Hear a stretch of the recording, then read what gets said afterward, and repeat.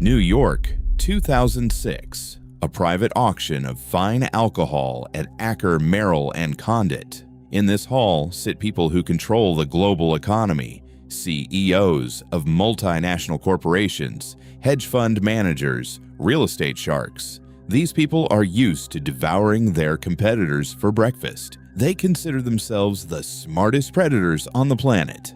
On the stage, a lot is presented, several bottles of Domaine de la Romanée Conti wine from the 1945 vintage, covered in decades of dust. The starting price, tens of thousands of dollars. The room erupts. Billionaires outbid each other like madmen. By the end of the evening, the auction house will have sold wines for $35 million.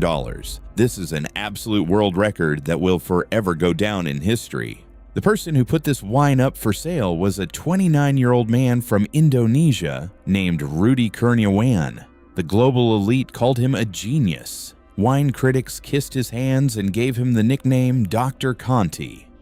But while the billionaires were writing six-figure checks and shaking his hand, Rudy knew one small detail.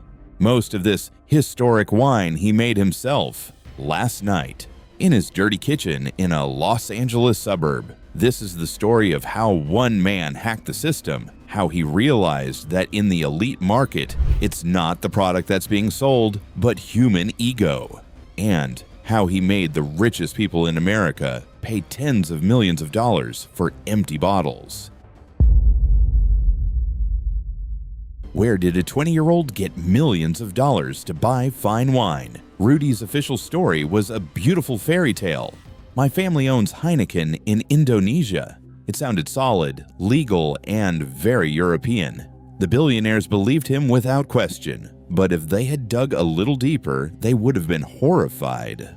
Rudy's real name is Zhengwang Huang, and he was not the heir to a brewing empire. He was part of one of Asia's most wanted criminal dynasties. His uncles, Eddie Tansel and Hendra Raharja, were the kings of Indonesia's shadow financial world.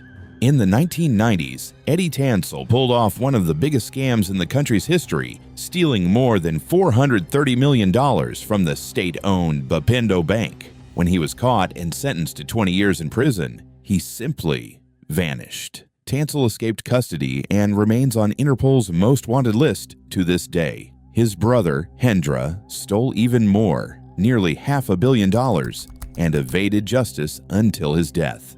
Do you understand what this means? When Rudy entered the auction halls of New York, he didn't just bring money. He brought the dirty, blood-stained millions of his uncles. There is a theory that investigators still discuss. Rudy's entire wine empire was not just a scheme for profit. It was a giant money laundering machine.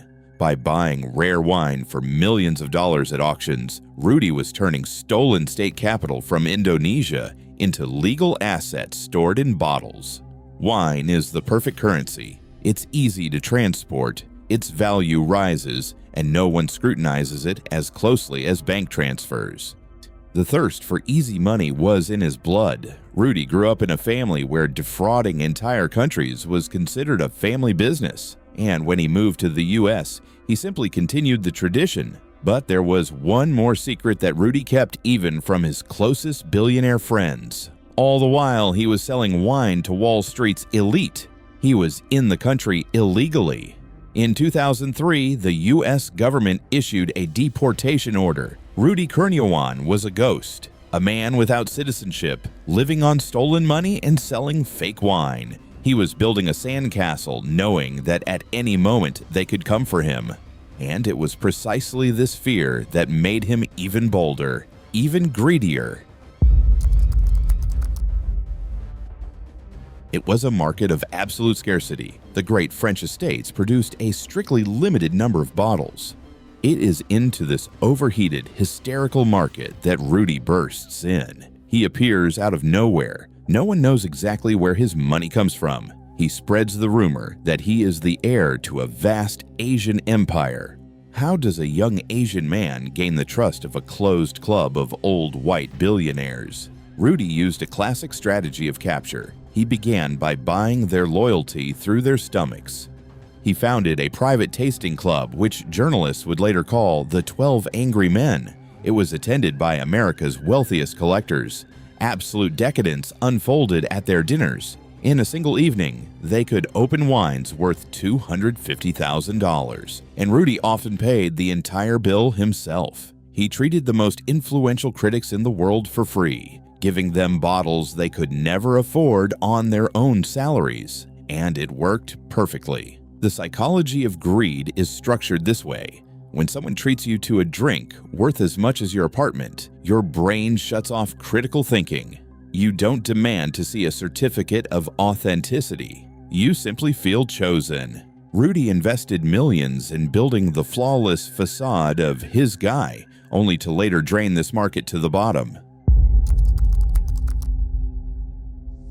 But how do you fool the professionals? How do you make people who have spent their entire lives drinking collectible Bordeaux believe that a cheap Californian wine is nectar from the gods? Rudy was no amateur. He had a phenomenal gift, a blind taste memory. He was a true alchemist of human taste receptors. Step 1. Original containers. Rudy paid huge bribes to waiters in elite restaurants with a single goal. They were not to throw away bottles from rare wines consumed by the wealthy. They would carefully package them and secretly send them to Rudy. He needed the original glass from that era, the shape, and the weight. Step 2.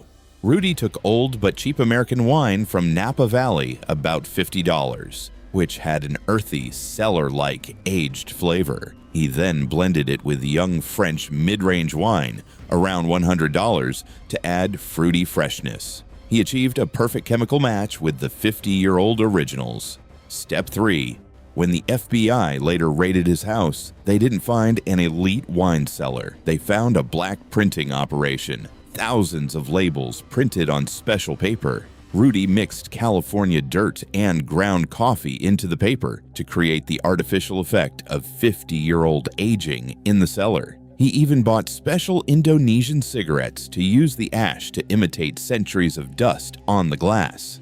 Cost of this bottle in Rudy's kitchen was about $150. At auction, he would sell it for $40,000. The perfect margin. But Rudy had a secret lever, a person without whom this scam could never have reached such scale. The auction house, Acker Merrill and Condit, and its director, John Capon. Capon wanted to make his auction the #1 in the world. Rudy provided him with lots worth millions of dollars. Capon earned huge commissions from the sales. So when some experts quietly began whispering that Rudy's wine had a strange color or suspiciously new glue on the labels, John Capon turned a blind eye. The greed of the auctioneer became the main shield for the fraudster.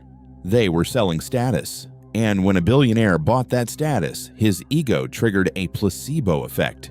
He physically refused to believe he was drinking crap. He searched for subtle notes of truffle in it just so he wouldn't feel like a fool.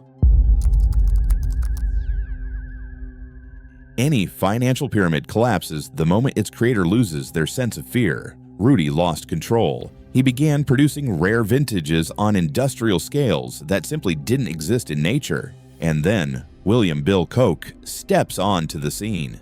A billionaire coal magnate, a man whose personal cellar held wines worth $12 million. Koch bought dozens of bottles from Rudy. But one day, Koch noticed something unusual on one of the labels and hired an independent expert.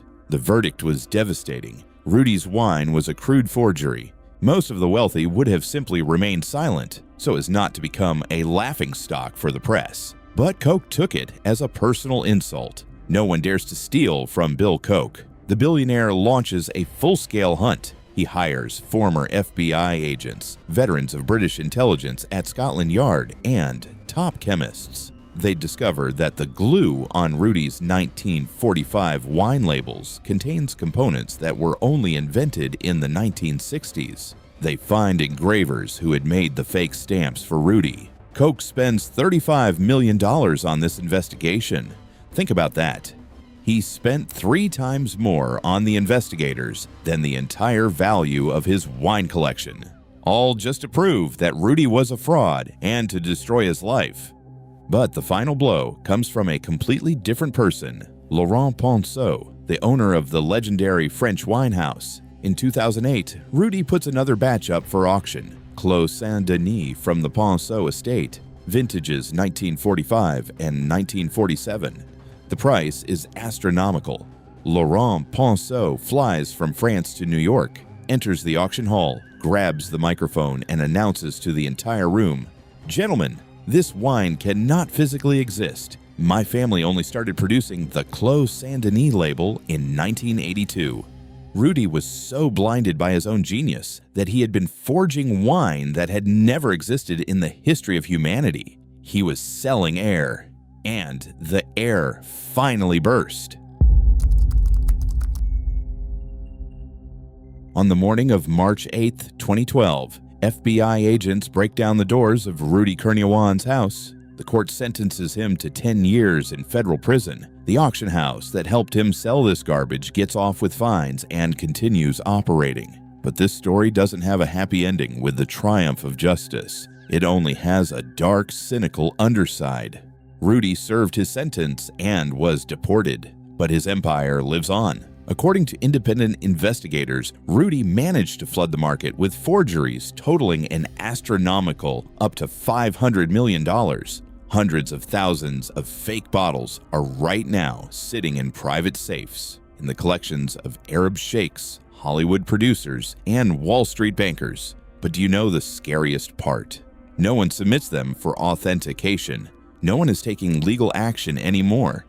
Because in the world of big money, a harsh rule applies. Until you record a loss, it doesn't exist. If a billionaire admits that his cellar contains a forgery from an Indonesian guy in a kitchen, his collection would be worthless. He would lose both his investment and his status. Their egos are so enormous that they choose to preserve this illusion. They will open these bottles at parties, clink crystal glasses, and marvel at the brilliant taste of cheap swill, just to avoid admitting the truth. They've been duped.